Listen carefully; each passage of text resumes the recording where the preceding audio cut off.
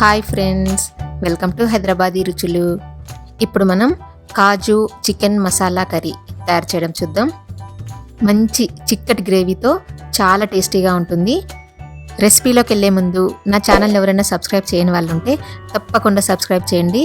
కొత్త video notifications కోసం పక్కనున్న బెల్ బటన్ని క్లిక్ చేయడం అస్సలు మర్చిపోవద్దు. కాజు చికెన్ కర్రీ కోసం నేను ఇక్కడ 1 kg చికెన్ తీసుకున్నాను. జీడిపప్పు ఒక 15 తీసుకోవాలి. బాదం పప్పు 7 నుండి 8 తీసుకుంటే సరిపోతుంది. వీటిని ఒక బౌల్లో వేసుకుని మినిమం 1 అవర్ నానబెట్టుకోవాలి. 1 అవర్ నానిన తర్వాత పేస్ట్ చేసి పెట్టుకోవాలి. 1 kg చికెన్ని బాగా శుభ్రంగా కడుక్కొని దీంట్లో 1 టేబుల్ స్పూన్ నిమ్మరసం వేసుకోవాలి. 2 టీ స్పూన్స్ సాల్ట్ వేసుకొని కలుపుకోవాలి. సాల్ట్ మన టేస్ట్ని బట్టి ఎక్కువ తక్కువ వేసుకోవచ్చు. ఇలా కలుపుకొని ఒక 10 నిమిషాలు పక్కన పెట్టుకోవాలి. 10-15 నిమిషాలు చికెన్ని నిమ్మరసం సాల్ట్లో మ్యారినేట్ చేసి పెట్టుకుంటే చికెన్ జ్యూసీగా చాలా బాగుంటుంది. తర్వాత దీంట్లో 3 టీ స్పూన్స్ కారం పొడి. కారం మన టేస్ట్ని బట్టి ఎక్కువ తక్కువ వేసుకోవచ్చు.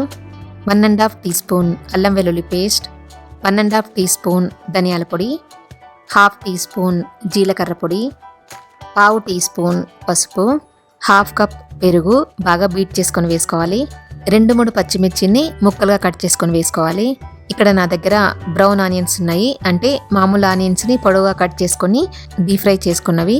ఇవి ఒక 1/2 కప్ వేసుకుంటే టేస్ట్ చాలా బాగుంటుంది. ఒకవేళ మీ దగ్గర లేవు అనుకుంటే స్కిప్ చేసుకోవచ్చు. ఇవన్నీ బాగా కలిసేలాగా కలుపుకోవాలి.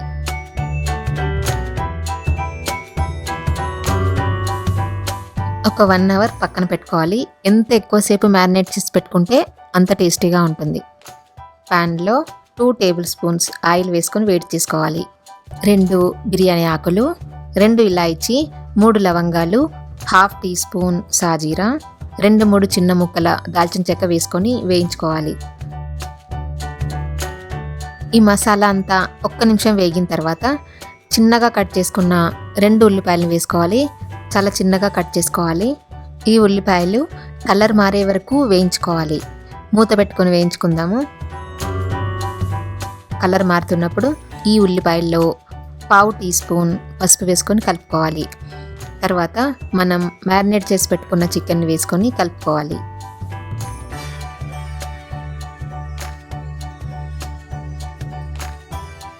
బాగా కలిపిన తర్వాత మూత పెట్టుకొని హై ఫ్లేమ్లో వేయించుకోవాలి. అంటే చికెన్లోంచి వాటర్ వస్తాయి.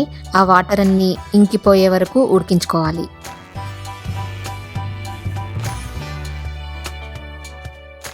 చూడండి, వాటర్ అన్నీ ఇంకిపోయాయి కదా. ఇప్పుడు దీంట్లో మనం గ్రైండ్ చేసి పెట్టుకున్న కాజు బాదాం పేస్ట్ని ఇందులో వేసుకొని కలుపుకోవాలి. 2 నిమిషాలు సిమ్లో ఉడికిన తర్వాత 1/2 కప్ వాటర్ వేసుకొని కలుపుకోవాలి. ఇప్పుడు ఈ చికెన్ని మనకు కావలసిన కన్సిస్టెన్సీ గ్రేవీ వచ్చే వరకు ఉడికించుకోవాలి. 10 నిమిషాలు ఉడికించుకుంటే సరిపోతుంది. గ్రేవీ దగ్గరకు వస్తున్నప్పుడు 1/2 టీ స్పూన్ గరం మసాలా వేసుకొని కలుపుకోవాలి. కొంచెం కొత్తిమీర వేసుకొని కలుపుకుంటే టేస్టీగా మంచి గ్రేవీతో కాజు చికెన్ మసాలా కర్రీ రెడీ అయిపోయింది. ఈ కర్రీ రోటీస్లో కానీ, రైస్లో కానీ, బిర్యానీస్లో కానీ చాలా చాలా బాగుంటుంది. మీరు కూడా ట్రై చేసి చెప్తారు కదా. ఈ వీడియో మీకు నచ్చినట్టయితే కింద లైక్ బటన్ కనిపిస్తుంది కదా, ప్రెస్ చేసి ఫ్రెండ్స్ అందరికీ షేర్ చేయండి. సజెషన్స్ ఏమన్నా చెప్పాలనుకుంటే కింద కామెంట్ సెక్షన్లో కామెంట్ పెట్టండి. నా ఛానల్ని ఎవరైనా సబ్స్క్రైబ్ చేయని వాళ్ళు ఉంటే తప్పకుండా సబ్స్క్రైబ్ చేయండి. నా కొత్త వీడియో నోటిఫికేషన్స్ కోసం పక్కనున్న బెల్ బటన్ క్లిక్ చేయడం అస్సలు మర్చిపోవద్దు. Thank you for watching.